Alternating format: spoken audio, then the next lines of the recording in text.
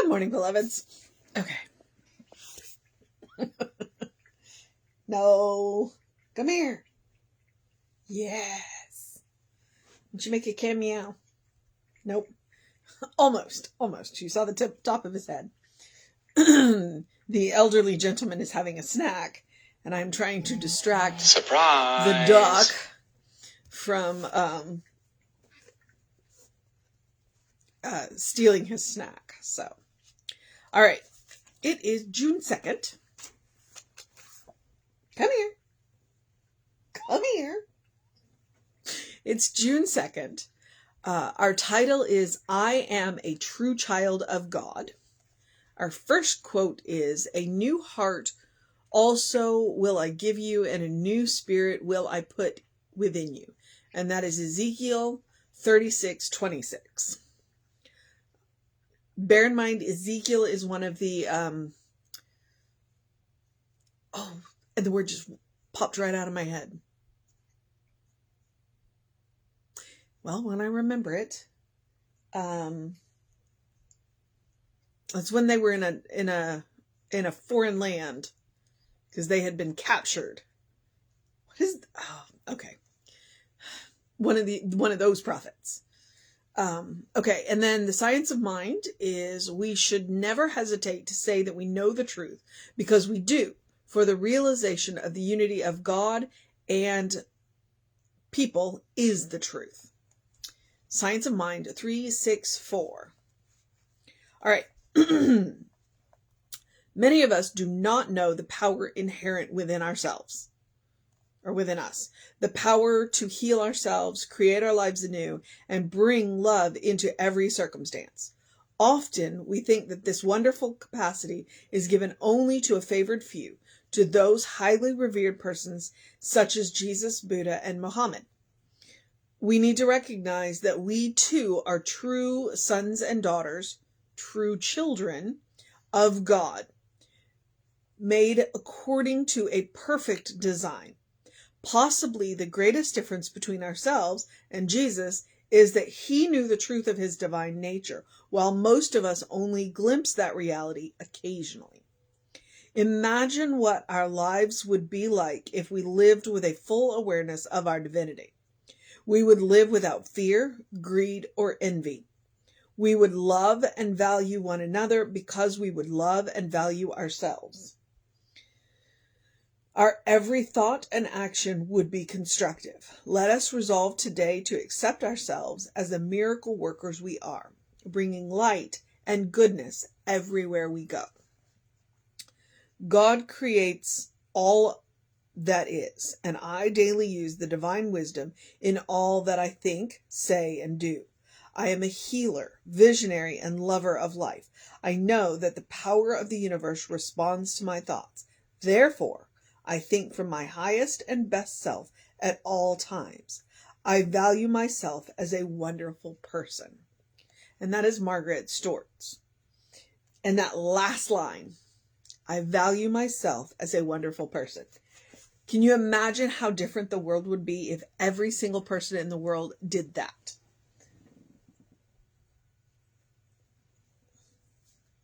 Just think about it for a minute.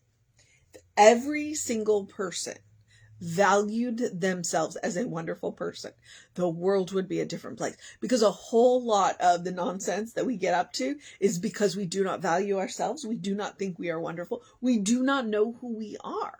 Or we do not accept who we are. Because a number of us have been told, because I say it every day, that we are beloved children of God. And I say it every day because I want people to think about it. I really want people to accept it, but I can't do that for them. So all I can do is say, hey, here is the truth of you. You are a beloved child of God. And I say we are made by God, for God, of God, because it's the truth. It's the truth that I know it. And that is the daily spiritual practice. That's the reason why I suggest to do something loving for yourself, something kind for yourself, something compassionate for yourself, because you are a beloved child of God. You deserve that. I know I sound like a broken record, but it's okay. It's, that's the message. That is the message. It is the message that I am trying to get across. And she starts out with, many of us do not know the power inherent within us. And that's exactly what it is. We're not afraid that we're not powerful. We're afraid that we are afraid of how powerful we are. And with that power becomes this degree of personal responsibility that some of us just don't want to face. Yesterday, I think it was yesterday, we talked about how our word creates our world. Our attitude, the things that we think about, they color our perception of the world. And so if our word creates our world and we look around in the world and we don't like it, well, how much of that is our responsibility? Okay, now, when I say our word creates our world, I'm not talking about the entire planet. That would be crazy making. It's like, yes, we are made by God. Yes, we have God's inherent power, but we don't have that much of it. We are splinters. What I'm talking about is our localized world. The people that we interact with, things like that. The stuff that comes across our field of vision. That's the world that I'm talking about. Now, when we clean up our world and our world is better, then we are in better moods. And then when we interact with other people, then we are contagious in our joy. We are and then the people that we interact with go, well, the world's not that bad. She's happy. Maybe the world isn't as bad as I thought. And so it spreads. That's how we can change the whole world. And all we have to do is be our happy, joyful, wonderful, loving children of God selves. And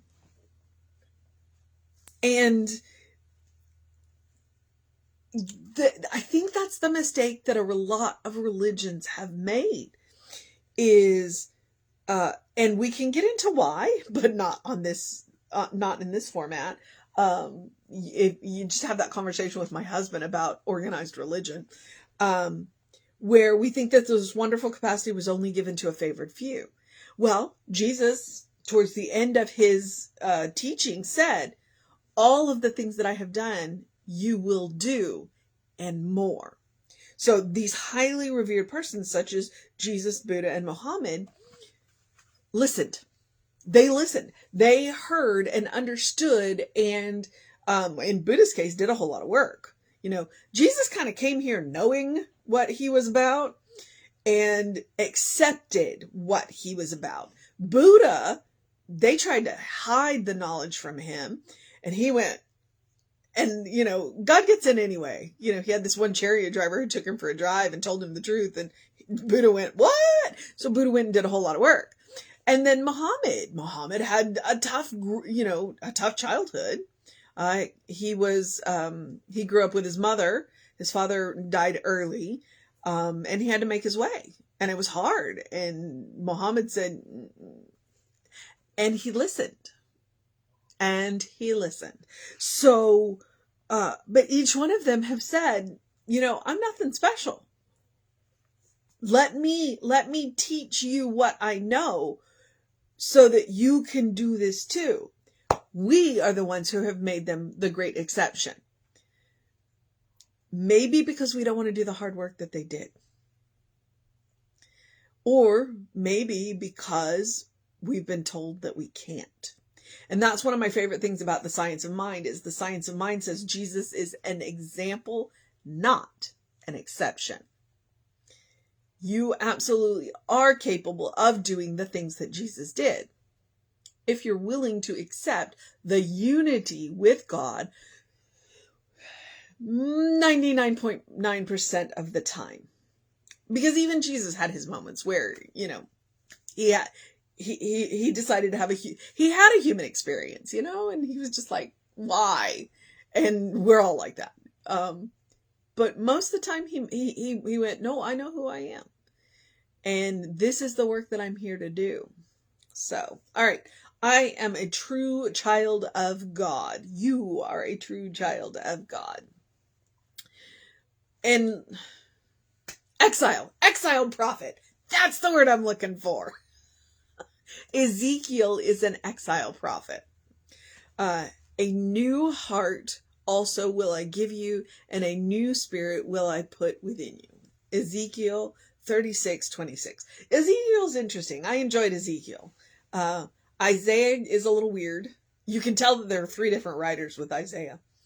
And they're both very long books. So, okay. We should never hesitate to say that we know the truth, because we do. For the realization of the unity of God and people is the truth. So that's the Science of Mind text, page 364. We know the truth. Sometimes it is deep within us, and we don't know that we know, but the truth is within us. When you come to a practitioner, the practitioner is not telling you truth you don't know. What the practitioner is doing is helping you to reveal the truth within yourself. That's our job. So,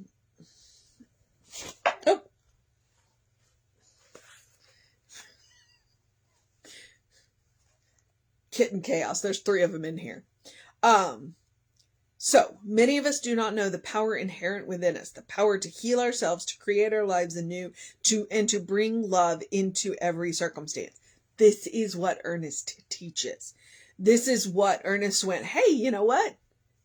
Jesus did this, and Jesus said we can do this, and let's go back and look at the way Jesus did this, and let's do this. Often we think that this wonderful capacity is only given to a favored few, to those highly revered persons such as Jesus, Buddha, and Muhammad. Now here's the interesting thing about healers.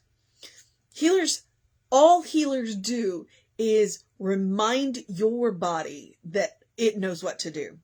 It's like the healer isn't actually healing you. What the healer is doing is reminding your body what it's supposed to be doing. So absolutely anybody can be a healer. All right. We need to recognize that we too are the true children of God, made according to a perfect design. A whole design, a complete design. We were designed by the greatest mind, the only mind that exists. Therefore, everything that we need exists in that mind, which means it exists within us. But sometimes we got to get quiet and listen. Possibly the greatest difference between ourselves and Jesus is that he knew the truth of his divine nature, while most of us only glimpse that reality occasionally. And I think we only glimpse it occasionally because we are told otherwise. It's like every now and again we see it and we go, what was that? And then we don't believe it because we're like, that can't be true because I have been told. No, you know what? That glimpse, that's true. That bright light that you are, that's true. All right.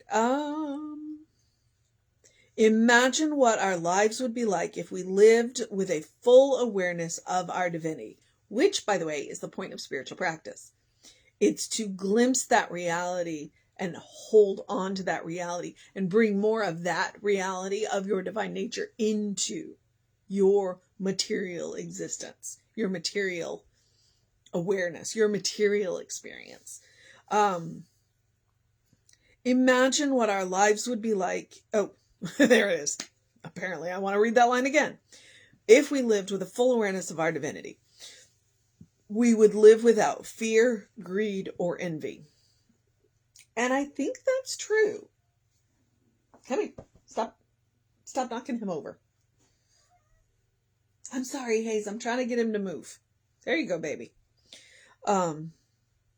We would love and value one another because we would love and value ourselves. And to some degree, that does seem to be, it's like people who value themselves value others, and people who don't value themselves, yeah. Okay.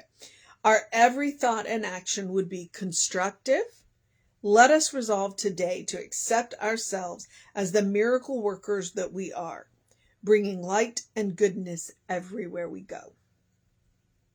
That's a heck of a mission. I'm not going to use that one.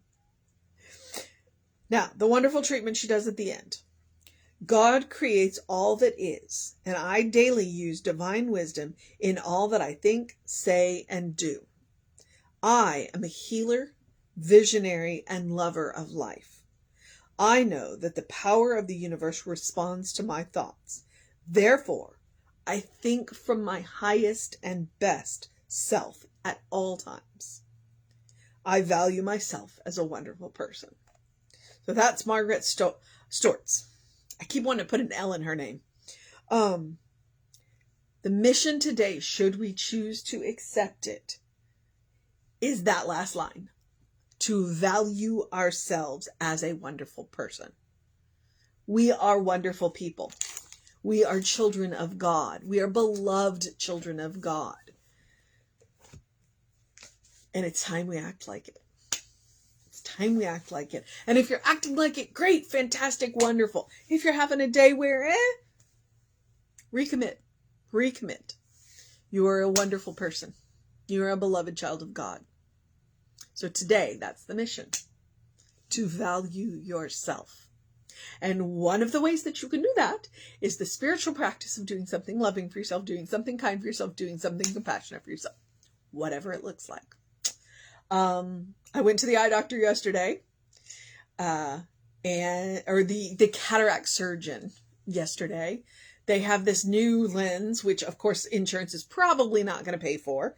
So now I'm going to look at my bank account and go, can I afford this lens? Because apparently people who are extremely nearsighted, when we go in for cataract surgery, what we want to do is to see the distance that we've never been able to see before. It's like, we'll accept wearing reading glasses because we've worn glasses a lot of our lives. So it was interesting to go in and to realize that I have this choice. And this new lens would give me, one, distance vision, but two, it would still give me computer vision, this vision right here. And then I wear reading glasses and I'm like, you know what? Okay. So that was my loving, kind, and compassionate thing. I am taking hold of my health. I want to see again. I want to see again. And, I've hit the limit of glasses. So yeah. So that was mine. The next, my surgery isn't until the middle of July. So we've got time. There's no reason why I can't keep doing this even, well, there may be a couple of days where the reading might get really interesting. We'll see. But that's the update on the eye doctor. I have scheduled my surgery to have my left eye cataract taken care of. That is my loving, kind, and compassionate thing. I'm a little freaked out about it, but it'll be okay. Because that's what everybody keeps saying. Piece of cake, piece of cake. And I loved the confidence of the doctor. I did. He was confident without being egotistical. It was good. I loved it. And I liked the way, and you can tell he treats his staff well. Because they were all pretty happy and funny. So it was good. So loving, kind, compassionate, practice on yourself. You deserve it. Absolutely. And the usual things. Do something to engage your mind and your body. Drink plenty of water. I know we got thunderstorms in our area today, but still, it's hot. Drink plenty of water. And get that early in your day, bright light. Reset those hormones. And open the windows of your soul. Allow the breath of heaven to remind you do live in heaven right here, right now. With the mission being valuing ourselves, it's a reminder that heaven is a state of mind. It's a state of consciousness. We can be in the most chaotic situation and bring heaven into it. And when we do that, when we are the good and wonderful, beloved children of God that we are, and we walk into chaotic situations, then they start to resolve themselves. And sometimes all we have to do is go in and be the beloved children of God that we are, and the situation will start to resolve itself. Sometimes we have work to do. But you're always welcome to ask, what is mine to do? All right. I think that's where we are. And email info@creativelife.org to find out what wonderful activities we've got going on. There's a class starting on Tuesday. There is at least one book study for sure going on. We have a guest musician coming this Sunday. And for our soul session, we just had the Be the Change committee last night. For our soul session this week, what we're going to do is we're actually going to go and volunteer at a Juneteenth celebration. So it'll look a little different this month. So yeah, please email, find out what all that is, and catch us on the social medias. There was something else, but it's gone now. Catch us on the social medias. We are Creative Life Spiritual Channel, Creative Life Spark, or I am the Running Rev Ryan. And yeah, I think that's what I know. And I'm going to tell you to have a great day, an amazing day, a wondrous day, a fantastic day, an enchanting day, a magical day, a good day. And I know that I had a couple of days where it was hard for me to say that. But I'm going to make an effort to make sure that I say it every day, even when I'm not feeling it. Because, you know, our hearts are with Tulsa now. But I'm going to try and say it because, yeah, we got to keep up.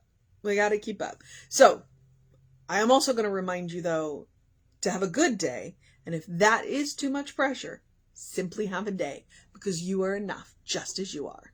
You are a beloved child of God in whom God is well pleased and well represented. All right? You bring the good into the situation because you are good. All right.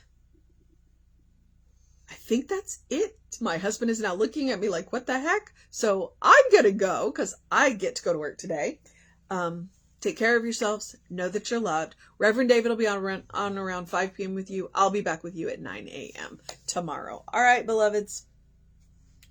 See you next time.